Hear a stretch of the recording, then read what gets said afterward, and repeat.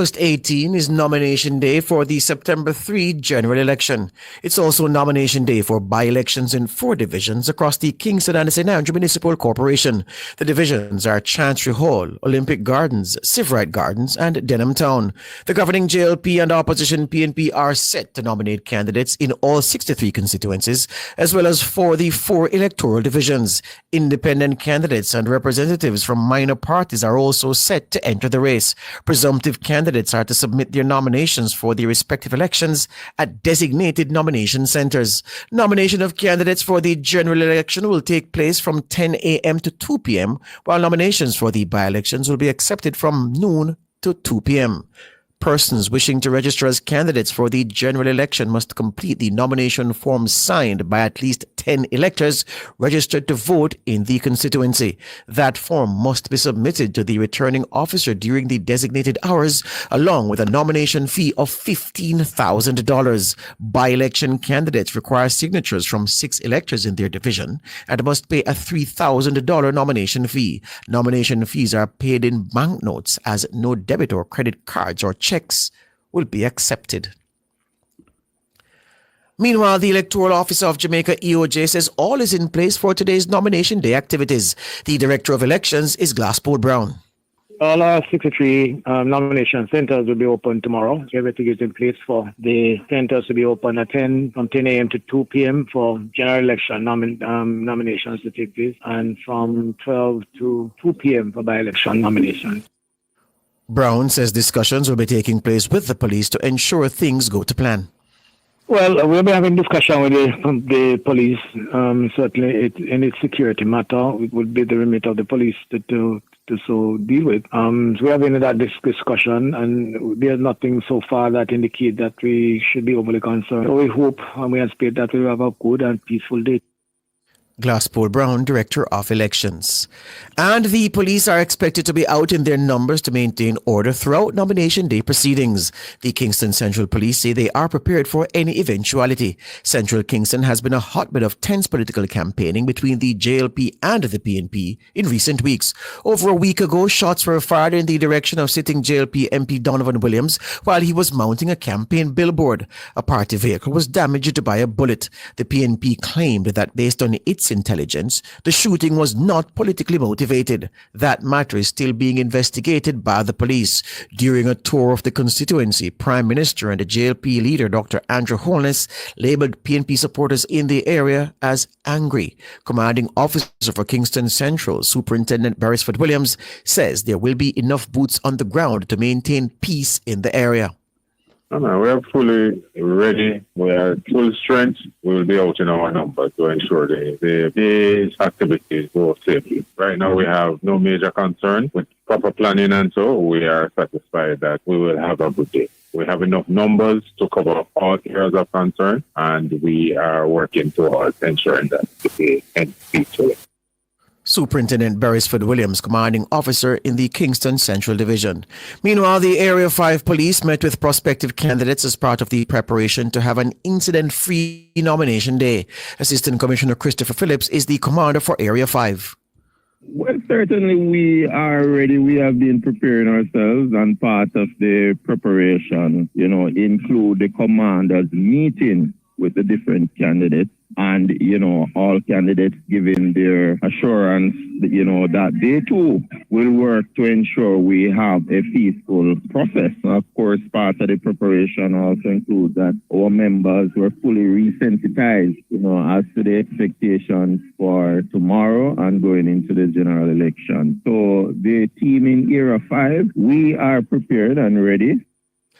Assistant Commissioner Christopher Phillips, commanding officer for Area 5. Area 5 comprises St. Catherine North, St. Catherine South, St. Thomas, and St. Andrew North. The first debate for the 2025 general election is set for Saturday, August 23. The first debate ahead of the 2025 general election set for Saturday, August 23. That's the word from the Jamaica Debates Commission, the JDC. In a statement, the JDC says the first debate will focus on social issues. The second debate, which is set for Tuesday, August 26, will focus on the economy. The first and the second debates will feature three-person teams. The final debate for August 28 will be a leadership showdown between Prime Minister Dr. Andrew Holness and Opposition Leader Mark Golding. All three debates will last for 90 minutes. Meanwhile, the PNP and the JLP have clashed over the blacklisting by the PNP of journalists from Nationwide News Network, NNN. Tawna Thomas reports. The PNP have told the Jamaica Debates Commission they will not participate in the debates if any journalist from NNN is listed among those asking questions of debaters across the three debates. The PNP said NNN reporters Ricardo Brooks and Tawna Thomas were unwelcome additions to the slate of questioners in the debates. The party went further. It told the commission that the presence of George Davis is a deal breaker, noting that any debate that Davis is a part of in any capacity will be boycotted by the PNP.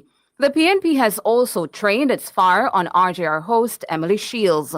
Shields is not understood to be part of the lineup of questioners and moderators. But the PNP says, given her past association with NNN, it would boycott any debate she's a part of. This position appears to underline how vehemently the PNP is opposed to anyone with any affiliation to NNN participating in the debates. It's understood the JLP went into last Friday's meeting with the Debates Commission with no block list. The parties understood to have told the Commission that all journalists from all media entities should be free to participate in the three debates and that it had no objection to any individual or media house. But the PNP, represented by Colin Campbell, made it clear it would not participate if any NNN journalist was on the list of hosts and moderators. That's when the JLP reportedly hit back, saying that given the PNP's objections, it would then have to object to certain individuals being present. The PNP have issued a statement condemning what they say is a breach of protocol by the JLP for issuing a press release about the private deliberations of the Debates Commission concerning the selection of the questioning and moderating panel. The JLP fired back, denying it issued any such media release. The Jamaica Observer has since published an article clarifying that the JLP issued no statement about the private deliberations of the Debates Commission. Tawna Thomas for Nationwide News. Thank you, Tawna. Prime Minister Dr. Andrew Holness says his government will work to deliver pay increases for public sector workers without jeopardizing the country's economic stability. The JLP leader gave the commitment following a breakdown in wage talks between the Jamaica Teachers Association and the Ministry of Finance last Friday. Our teachers and nurses and all our public sector workers, it is my intention, not just my wish, to see that you can be guaranteed increases in your pay without compromising the economy. And so while I hear the issue regarding the offer, I also hear the issue regarding timely response and respectful negotiations. And I make my commitment to you here tonight that we will ensure that you have timely and respectful negotiations and that there is a credible and reasonable offer that will not damage you in the future. But let us not argue as if this administration has done nothing, because that is not true. Dr. Holness was speaking at a party meeting in St. Thomas over the weekend. He took the opportunity to remind labor rights of past wage freezes under previous administrations, blaming them on unsustainable salary hikes. It's a mistake he says his government has successfully avoided, becoming the first administration to raise the wage bill without triggering a fiscal deficit.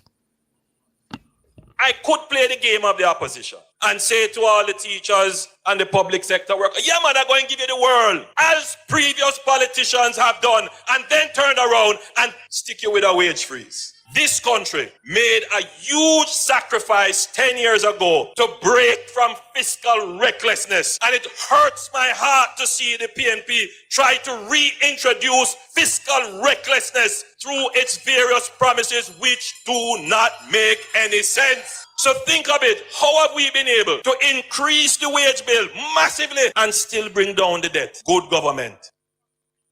Dr. Andrew Holness, Prime Minister and JLP leader. Meanwhile, the opposition spokesman on finance, Julian Robinson, has vowed that a PNP administration will waste no time in tackling the issues arising from the compensation review to ensure a fair deal for public sector workers. The government undertook a public sector compensation review 2 to 3 years ago. It has created some anomalies where two people are doing the same job, but one is worse off than another. I am giving you my commitment and the commitment of the People's National Party that all those issues that arose from the compensation review, we will fix them to ensure that there is equity and justice for every single public sector worker. Robinson was speaking at a PNP meeting in Crossroads, St. Andrew over the weekend. He says the PNP will ease the pressure being faced by some public sector workers by removing taxes from overtime pay. You won't need to threaten strike action to get a meeting with me. You won't need to become restive just to ensure that your voice can be heard. We will ensure that your voice is heard at the table. And I want to say to our policemen, to our firemen, to our security guards, to those who work in our hospitality sector, we have made a commitment that we will remove the taxes on your overtime pay so that you can take home more money. Julian Robinson, opposition spokesman on finance.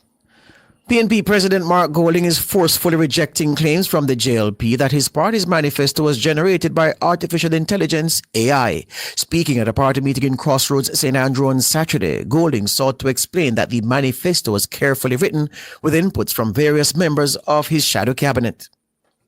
They call a meeting even though they don't publish any manifesto to try and disrespect our manifesto. All talking about is artificial intelligence write that manifesto. Well, I can tell you how that manifesto was written. We had a series of retreats of the shadow cabinet and all of our spokespersons had to present what they would like to see as the policies of the party in government. And we looked at all of what they brought forth and those that made sense and were achievable. We have included them in our manifesto. The speeches that I have made and that Julian Robinson have made in the budget debates, those ideas have been distilled and put in our manifesto. The PNP's manifesto entitled Mission Jamaica Love, a People's Pledge to Country, was launched last Tuesday. The document outlines 10 pillars the PNP deems most important on their mission to improve the lives of the Jamaican people. But the governing JLP has criticized the manifesto as error-strewn, AI-generated, and a clone of existing government projects. Golding, though, insists the manifesto was proofread to offer real solutions to problems affecting the country. I personally edited the manifesto a week ago to make sure that everything in it was something I felt comfortable with. So there's no artificial intelligence in that manifesto. It's real intelligence in the manifesto, and it's a pathway to give a better life to Jamaica. Mark Golding, PNP President. St. Thomas is on the verge of further development with 3 major hotel projects set to reshape the parish's landscape. Is one of several upgrades Prime Minister Dr. Andrew Holness announced at a JLP meeting in the parish over the weekend. We have at least 3 hotel projects for St. Thomas. And now the Bowden area now comes into play as a proper potential port to move aggregate and other materials which are abundant here in St. Thomas. So what has happened is that we have not just built the urban center and the road, we are building out your own economy where if you choose, you don't have to leave your parish to be employed. You can be employed right here. In the next 10 years, St. Thomas is going to be a totally different place. The announcement comes on the heels of the newly commissioned Morant Bay Urban Centre in May. The 20-plus acre property will see residents having access to a modern courthouse, a new municipal building, a UCC campus, as well as training centres and multiple commercial and civic services in the coming months. Other infrastructure development includes a fire station in Yalas, upgrades to health centres, as well as the build-out of the St. Thomas leg of the highway project. Dr. Holness says 8,000 housing solutions will also be built in St. Thomas. I can tell you that I am aware of over 8,000 houses that are in planning to the point of being close to breaking ground in your parish. And by the way, these are not NHD houses. Private sector is now coming to invest in your parish. Prime Minister Dr. Andrew Holness. Overseas news now. Donald Trump rules out Ukraine joining NATO as part of a peace deal to end the Russia-Ukraine war.